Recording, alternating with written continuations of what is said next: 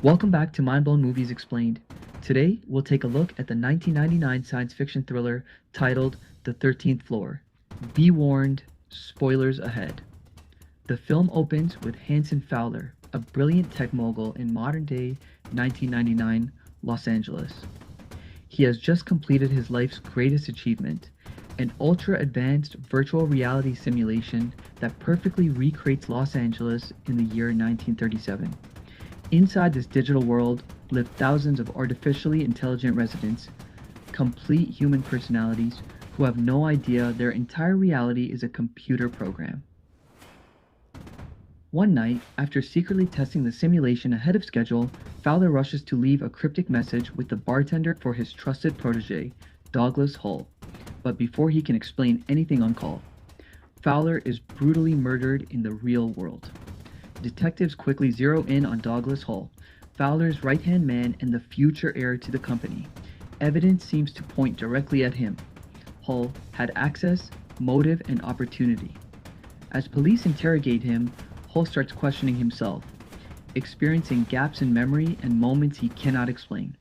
Even he begins to wonder if he might have killed Fowler without remembering it.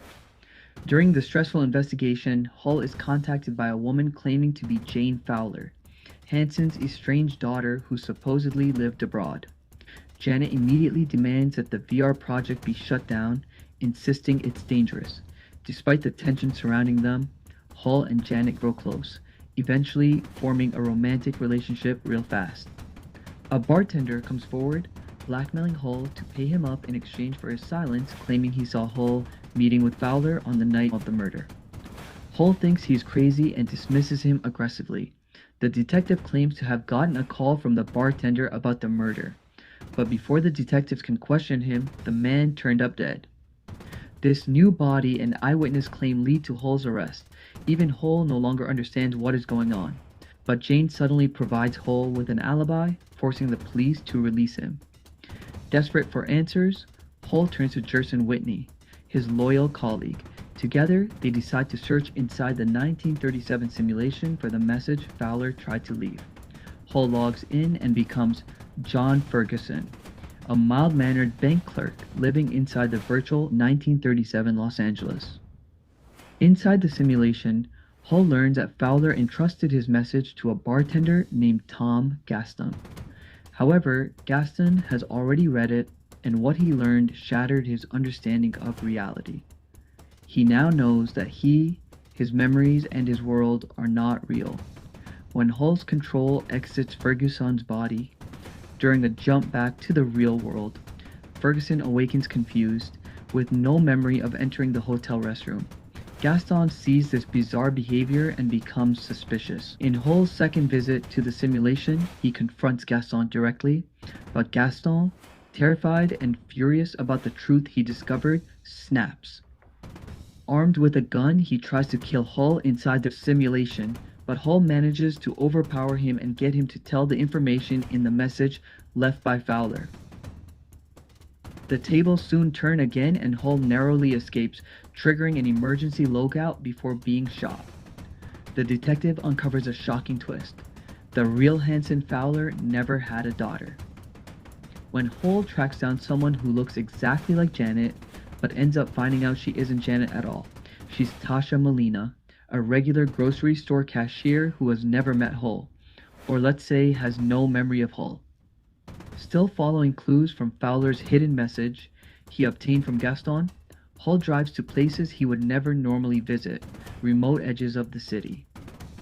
Suddenly, the world around him glitches, revealing an unfinished wireframe landscape stretching into nothingness. Hull finally understands. 1999. Los Angeles is itself a simulation, just like the 1937 one. Janet finally confesses everything. Her real husband is Dave, a man whose consciousness can illegally take over Hull's simulated body. Their world created the 1999 simulation among many other simulations that exist parallel to each one. Hull's simulation, in turn, created the 1937 simulation, the first simulation inside another simulation. Fowler's murder was committed by Dave, who used Hull's body to act out his violent fantasies. Dave grew addicted to entering the 1999 simulation and became increasingly unhinged. Janet entered the 1999 world to stop the damage Dave was causing and to shut down the 1937 simulation.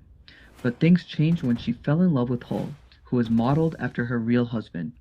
Hull is not very happy with this.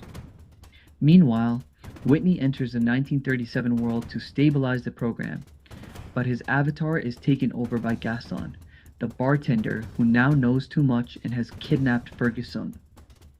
During a high-speed chase, Whitney's avatar dies in a fiery crash. That death forces Gaston's consciousness into Whitney's body in the 1999 simulation. Now, in a new, stronger body, Gaston kidnaps Hull at gunpoint. Hull tells Gaston that neither of them live in a real world. To prove it, he takes Ashton to the laboratory where their world was created, the birthplace of their simulated existence. But just then, Dave once again hijacks Hull's body and without the slightest hesitation, violently kills Gaston. Still controlling Hull's body, Dave goes after Janet. His jealousy and rage explode as he attempts to assault and murder her inside the lab. The detective arrives and shoots David in Hull's body, dead. Having seen too many strange events, the detective realizes his world is artificial. He jokingly asks Janet whether someone from the real world will unplug him. She promises no one will. He simply asks her never to interfere with their world again, a request Janet accepts to grant. Because Dave was using Hull's simulated body as a puppet, Dave's death frees Hull's original consciousness, allowing it to rise into the real world, just like Gaston's did. He wakes up in 2024 inside a sleek VR facility, surrounded by advanced equipment. Hull removes the VR headset and finds Janet standing nearby, along with her real father, the real-world inspiration for Hanson Fowler. Janet begins to explain everything about how the simulations were built. But before she can continue, the screen collapses into a thin line of light and fades to black like a monitor shutting down, signaling the story's end. My question for you is, did you know there is a 50% chance we are living in a simulation? Let us know your thoughts in the comments below. Please like and subscribe. If you don't subscribe, you might never see us again. Subscription is totally free but really helps the channel out.